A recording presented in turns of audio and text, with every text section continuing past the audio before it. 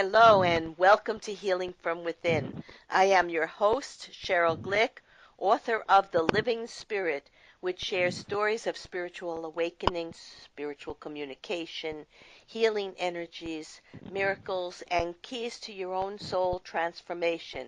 Today I am most delighted to welcome Deirdre Hade, author of the Not So Little Book of Surprises and known as the Mystic of Montecito, who will share much needed tools for awakening your awareness of energy and offering choices for weathering the storms of this age of surprise.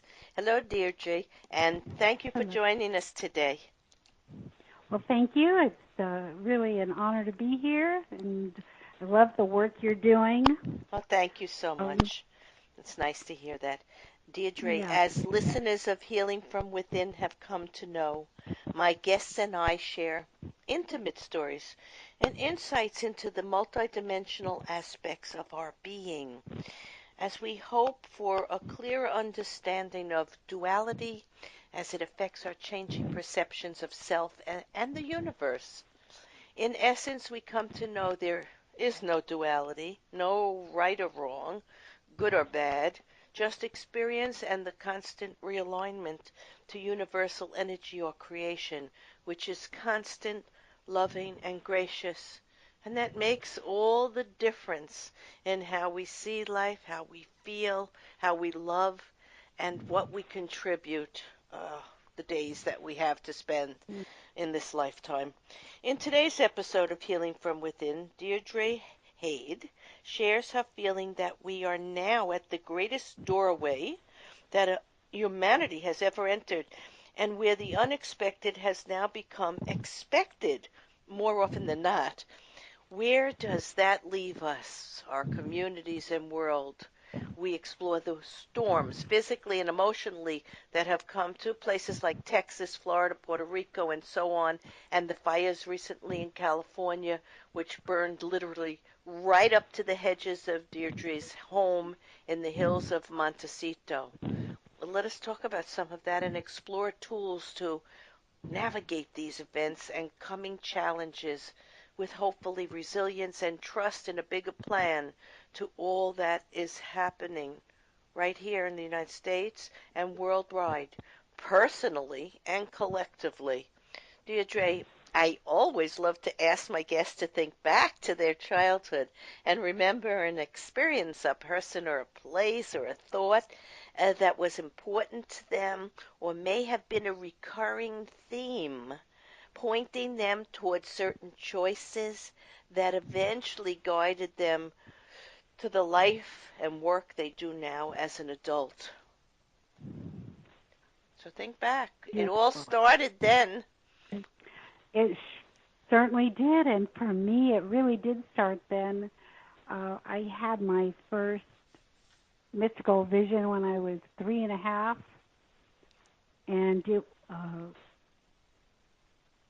was of a truck running over our family tent where we were camping. It was a cloud opened up in front of a big pine tree, and I ran to the tent and I grabbed my baby brother, who was, probably 2 months old, and ran out of the tent. And just then, a pickup truck ran over the tent. I heard my parents screaming. Of course, they thought the He was, worst. yeah, And then they saw us when the dust settled, and they couldn't believe it. They couldn't believe what happened. yeah. Um, and that was a family, part of family folklore. You know, it's very interesting, but I was a very sensitive child also, Mm. and seeing and feeling things that were hard to explain to other people who didn't have a sense of it. And Right. one day when you just said that, this came back to me full force. I was about 8 years old, and I was having lunch. We lived upstairs above a store, and I heard a big noise, and I ran to the window, and this truck was turning over, and Wow. this man was jumping out, and I thought he was okay because he jumped out. Right. And when I came home from school later that day, I must have gone a different way back to school, not past there. It was blocked Mm-hmm. off. I saw they were cleaning up the blood on the street, and I Mm. found out that he had passed. Mm. He was dead, but I saw him jump out. So There you go. You I saw saw his his soul spirit, leave. his soul. It's happened Mm. since then, and I, Mm. as an intuitive healer and medium, Mm. get information for people. But I didn't understand. Of course, nobody else did, and maybe I didn't even express it that way. But when you just said that, see, a life had to go upstairs. That's what I call where we go when we leave Uh-huh. from the body. But he was okay too. And you saved your brother because you had a premonition, a rapid vision, and that's how it was meant to go. All these things that happen to us are meant to happen exactly as they do, and to eventually, many of us use these gifts to help ourselves and others understand the reality of life and the many, many spiritual gifts we each have if we only allow ourselves to open up to possibilities and don't let the ego, as we were talking about earlier, shut us down and give us a perception of life in a way that's not real. What you and I experienced was real. Was real. It was That's real. it was real. And people And might tell us at that time because we were only children that it wasn't real, but it was very real. So let's go on. very Yeah. So let's go on, Deirdre.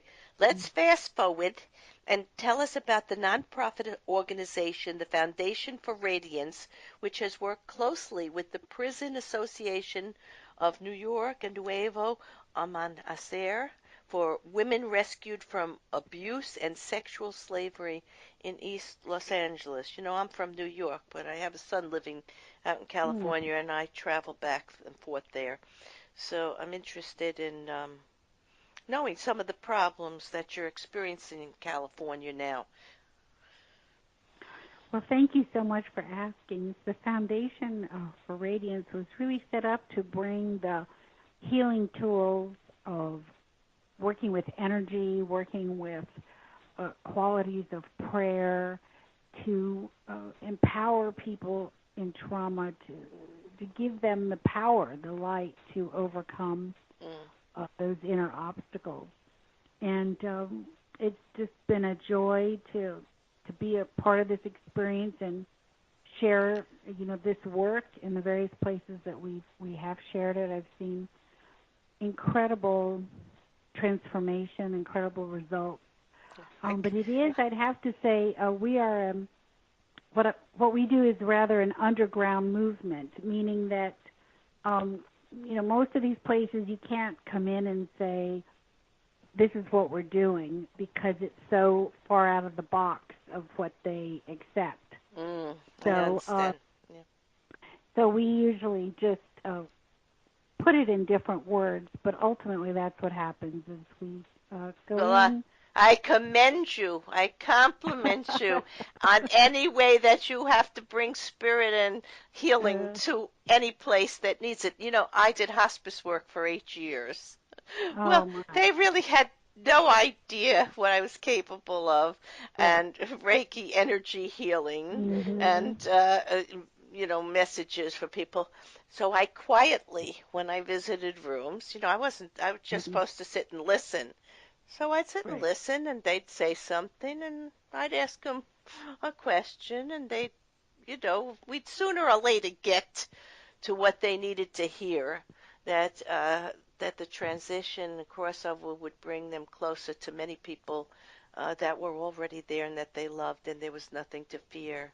And you could Mm. see, however I did it, it was different all the time, but it was wonderful to be part of helping people know the truth about their spirit, their energy, their soul, real life, life beyond here, eternal life, not in a religious sense, but in an Right. understanding of how creation really is and how life works.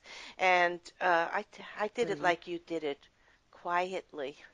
Mhm. Right. quietly. But anyhow, let's go up to an interesting story. At 17 years old, you had a chance meeting with Joseph Campbell, the American mythologist and author of Hero with a Thousand Faces, who changed the course of your life. And I also interviewed another guest, Jean Houston, who had the honor to meet him. And her show can be heard on my website, SherylGlick.com. If people go to the radio link and go to February 2014, and they'll be able to hear a wonderful story about how she met with him and how it led her to the life she led, a very interesting life. So tell us about that. And do you think that meeting was random? First of all, I know the meeting wasn't random. And second of all, it really did change the course of my life because he came to Memphis to speak, and my parents were one of the professors that brought him. So I listened to what he had to say in a big auditorium, and I disagreed with certain things he said. I didn't agree with him. And afterwards, I got to meet him with about 5 other professors, and there's me. And I was introduced, and I don't know how the conversation started, but I told him where I thought he was off. Well, good, because you're a mystic and an intuitive and a healer. And you were young. You were just it giving didn't even him occur to me the truth. that he was so famous that Right. I should not tell him what I thought. So that just didn't occur to me. I told him what I thought. His eyes popped open, and he goes, well, that's very observant. He goes, I'd have to say you're correct. So then we started talking, and we sat down, and we talked for a long time about a lot of things. And the gist of the conversation was I was speaking to him about loving to dance and being a dancer, but also that I was going to be an anthropologist. And that's a course I was on, and I said, but I got to really make a decision which way to go, and I'm really torn. And he looked at me and he said, oh, you must dance. He said, this is honestly what he said to me. Don't go into anthropology, it will ruin you. You have already found what every person who goes into anthropology goes into it. They're looking for this. And you're already there. Right, you had the gift. So dance. Yeah. Don't let it be ruined. That's what he told me. So I told my parents. He was intuitive also. Joseph Campbell told me not to, and they were like, what?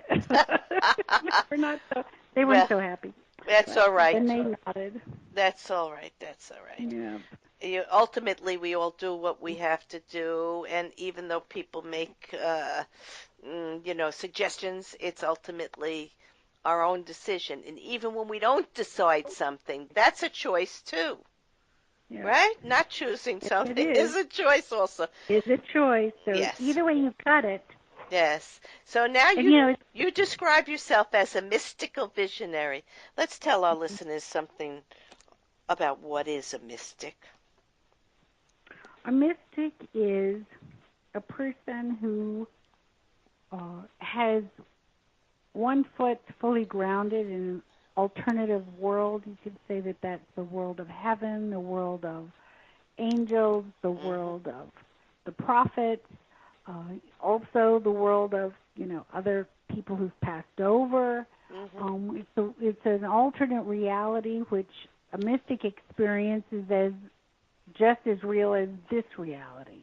And so a mystic will also have the other foot fully grounded in this reality, and the mystic acts as an interpreter, a messenger between these worlds. Yes. So the mystic will have visions, will have real experiences of these other worlds that people would say they're unreal because they don't have a real experience. The mystic will have a real experience, And then the mystic's job, and it's been the mystic's job since the